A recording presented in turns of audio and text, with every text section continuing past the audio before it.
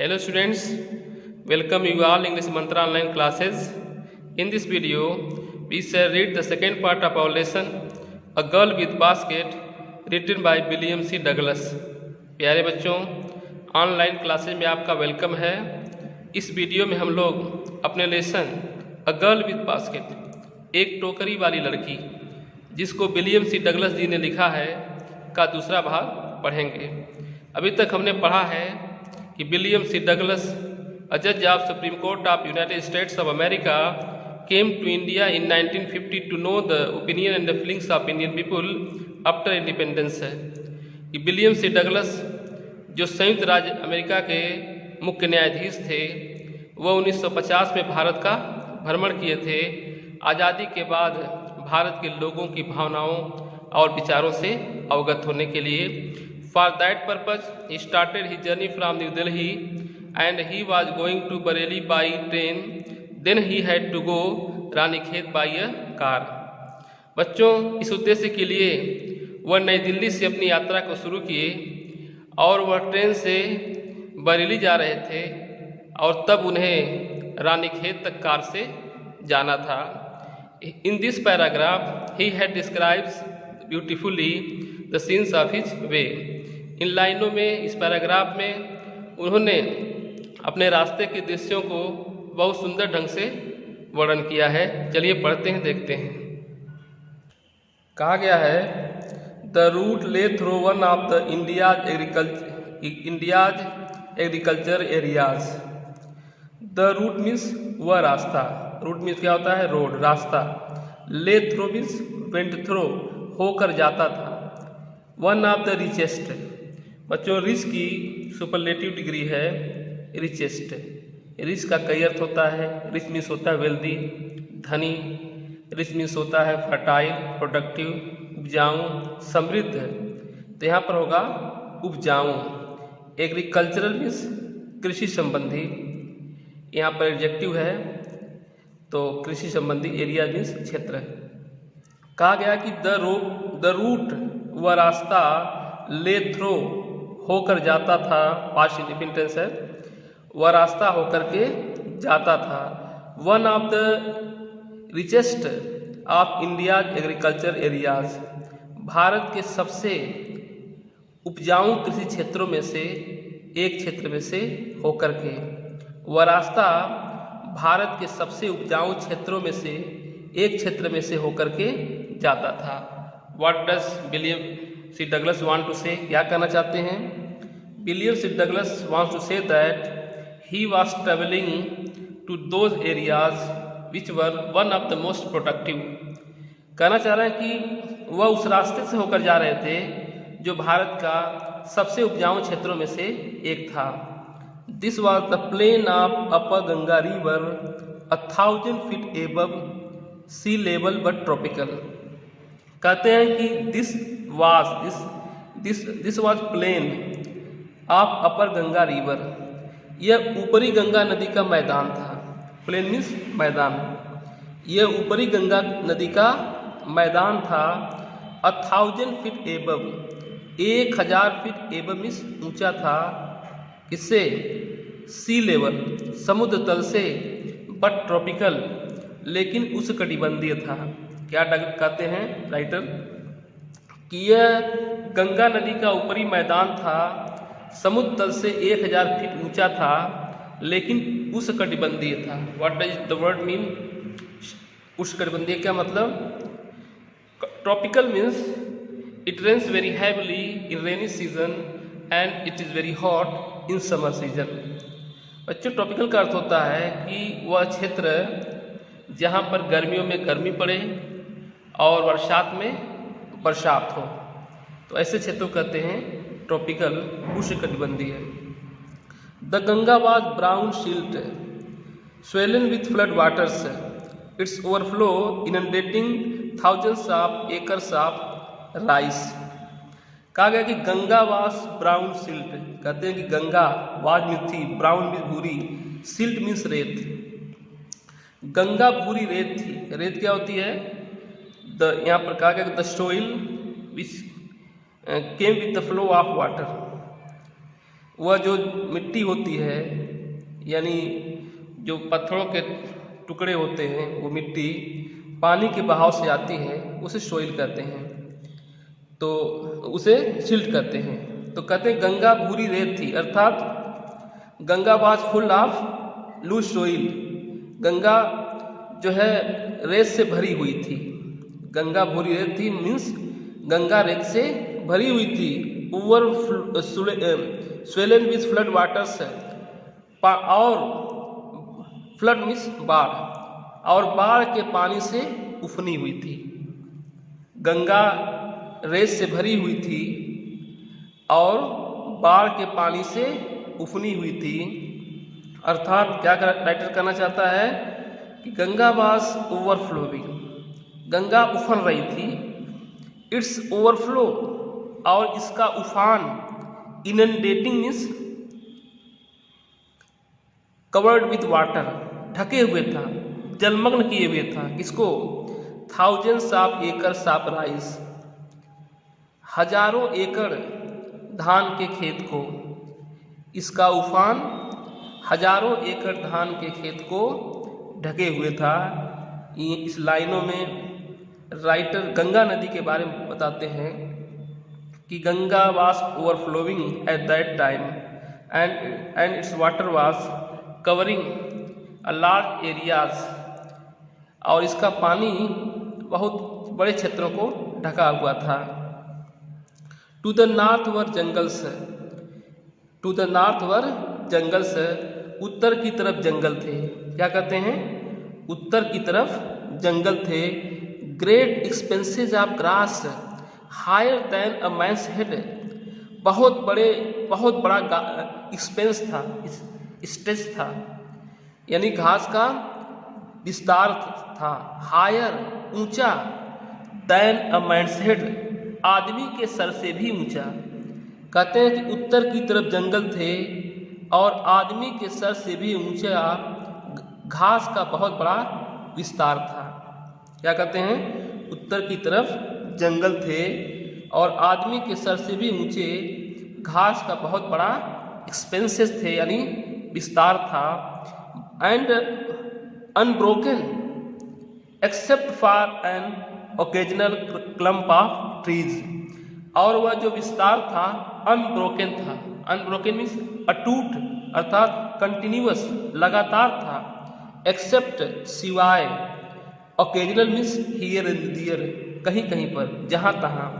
Clump of trees means group of trees, पेड़ों का झुंड, पेड़ों के झुरमुट। कहते हैं कि उत्तर की तरफ जंगल थे, आदमी के सर से भी ऊंचे घास का बहुत बड़ा विस्तार था, और यह विस्तार लगातार चलता जा रहा था, सिवाय कहीं कहीं पर पेड़ों के झुरमुट के। The homes of tigers, elephant, pythons and cobras, और वह घर था, किसका घर था? टाइगर्स, टाइगर्स का घर था। एलिफेंट्स, हाथियों का घर था। पाइथन्स, अजगरों का घर था। एंड कोबराज, और कोबरा नागों का घर था। क्या कहा गया है कि वह, कहते हैं कि उत्तर की तरफ जंगल थे, आदमी के सर से भी ऊंचा घास का बड़ा विस्तार था, और यह लगातार चलता जा रहा था, सिवाय कहीं कहीं पर पेड़ों के झुरमुट थे, जो टाइगर्स, एलिफेंट्स, पाइथन्स और कोबरा के घर थे। Everywhere else there was a flat land running to the horizon, but dotted here and there by the sacred banyan tree or by rows of pakar trees, shaped like elms and having thick twisted trunks। कहा गया है बच्चों कि everywhere is, और हर जगह, everywhere is means और हर जगह, there was a flat land, समतल जमीन थी, समतल मैदान था, और हर जगह समतल मैदान था। रनिंग टू हॉरिजन, और हॉरिजन दिखाई दे रहा था। हॉरिजन मीन्स क्षितिज। क्षितिज क्या होता है? The place where earth and sky meets seems to meet at one point. ऐसा स्थान जहाँ पर पृथ्वी और आसमान एक स्थान पर मिलते हुए प्रतीत होते हैं उसे क्या बोलते हैं? क्षितिज। कहते हैं कि हर जगह मैदान था जो क्षितिज दिखाई दे रहा था और हर जगह समतल मैदान था जो क्षितिज दिखाई दे रहा था। बट डॉटेड, सिवाय डॉटेड मीन्स बिंदु के रूप में, ईयर एंड दियर, जहाँ तहाँ बिंदु के रूप में, बाई सेक्रेड बनियान ट्रीज, सेक्रेड मीन्स पवित्र, होली, जहाँ तहाँ क्या थे? पवित्र बरगद के पेड़ थे।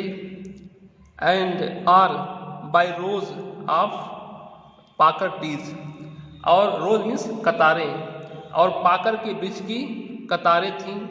शेप्ड, जो आकार में दिखाई देती थीं, लाइक इल्म्स, इल्म की पेड़ की तरह।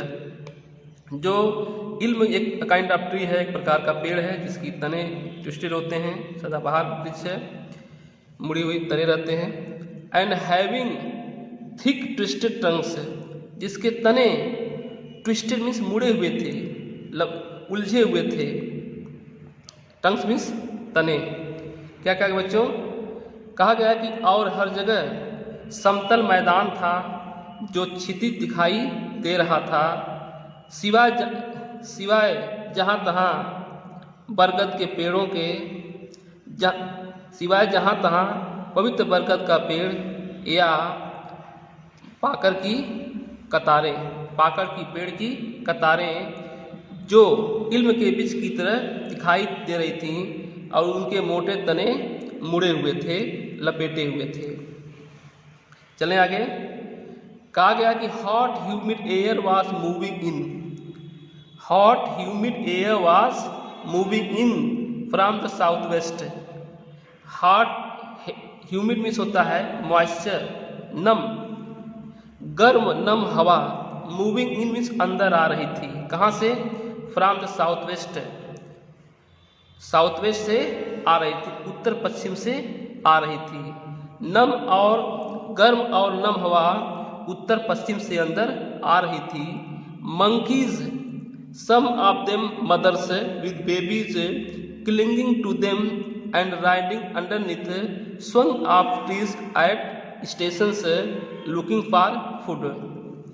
कहते हैं कि मंकीज, बंदर, सम ऑफ देम मदर्स, कहते हैं कि बंदर जिसमें से कुछ मदर थीं यानी बंदरियां थीं, बंदर जिसमें से कुछ बंदरियां थीं, विद बेबीज, अपने बेबी के साथ, बच्चों को क्या? क्लिंगिंग, चिपकाए हुए, टू देम, अपने साथ। कहते हैं कि बंदर जिसमें से कुछ बंदरियां थीं जो अपने बच्चों को अपने से चिपकाए हुए थीं, राइडिंग अंडरनीथ, और नीचे नीचे सवार होकर के, नीचे पेड़ों पर सवार होकर के, स्वंग ऑफ ट्रीज, पेड़ों से कूदती हुई, एट स्टेशंस, स्टेशनों पर, looking for means searching for, तलाश रही थी, फूड मीन्स भोजन। क्या कहते हैं कि बंदर जिसमें से कुछ बंदरियां थीं जो अपने बच्चों को अपने से चिपकाए हुए थीं और नीचे नीचे पेड़ों पर सवार होकर के, पेड़ों पर झूलते हुए स्टेशनों पर भोजन की तलाश कर रही थीं। The villages we passed had walls made of mud mix with water and cow dung. कहते हैं कि द विलेजेज मीन्स वे गांव, वी पास्ड जिससे हम लोग पास हुए, गुजरे, वे गांव जिससे हम लोग गुजरे, हैड वॉल्स उसकी दीवारें, मेड ऑफ मीन्स बनी हुई थी, किससे? Mud mix with water means गारे से, एंड काउ डंग और गाय के गोबर से। कहा गया है कि राइटर कहता है कि वे गांव जिससे हम लोग करके गुजरे, द विलेजेज वी पास्ड, वे गांव जिससे हम लोग गुजरे, उसकी दीवारें गारे और गाय के गोबर से बनी हुई थीं। आगे चलते हैं। कहा गया बच्चों कि जो गांव जिससे हम लोग गुजरे उसकी दीवारें किससे बनी हुई थीं? गारे और गाय के गोबर से बनी हुई थीं। Their peaked roofs were thatched, उनके जो नुकीले छत थे, वर थैच मीन्स छाए गए थे, छा कर बनाए गए थे। उनके नुकीले छत छा कर बनाए गए थे। बंडल्स ऑफ ग्रास, यानी घासों के गट्ठर को टाइड बांधा गया था। किससे? किस पर बांधा गया था? बम्बू पोल्स, यानी बांसों से। Stretched across the rafters, rafters means बल्लियाँ। कहा गया है कि स्टेच मीन्स फैले हुए, अक्रॉस रैप्टर से, यानी बल्लियों के ढांचे पर, बल्लियों के स्लोप, रैप्टर्स मीन्स होता है जो जिस पर रख करके बांधा जाता है। बल्लियों का एक स्लोप टाइप होता है, उसको रैप्टर्स कहा गया है। तो कहा गया बच्चों कि उनके छत नुकीले, उनके नुकीले छत छाए गए थे और फैलाई हुई बल्लियों पर, स्टेच अक्रॉस रैप्टर्स, फैलाई हुई बल्लियों पर, बांस से फैलाई हुई बल्लियों पर बांस से घास को बांधा गया था। क्या कहा गया बच्चों? उनके छत नुकीले थे और स्टेच अक्रॉस द रैप्टर्स, और फैलाई हुई बल्लियों पर बांस से वो घास के बंडल बांधे गए थे। That day the pumpkin vines that grew over them were in bloom. That day means उन दिनों, पंपकिन मीन्स कद्दू, वाइन्स मीन्स लताएं, दैट मीन्स जो, ग्री ओवर देम मीन्स उन पर उगाई थी, यानी उन दीवारों पर। कहा गया है कि दैट डे उन दिनों कद्दू की लताएं जो उनकी दीवारों पर उन पर उगाई थीं। उन दिनों कद्दू की लताएं जो उन पर उगाई थीं, वर इन ब्लूम मीन्स वे खिली हुई थीं, यानी फूल लगे हुए थे। क्या कहा गया है? उन दिनों कद्दू की लताएं जो उस समय खिली हुई थीं, जो उस पर उगाई थी, वे खिली हुई थी। Trailing sticks of yellow over drab walls, और उस नीरस दीवारों पर पीली धारियां लटक रही थी। तो आज के लिए बच्चों इतना ही। Thank you very much.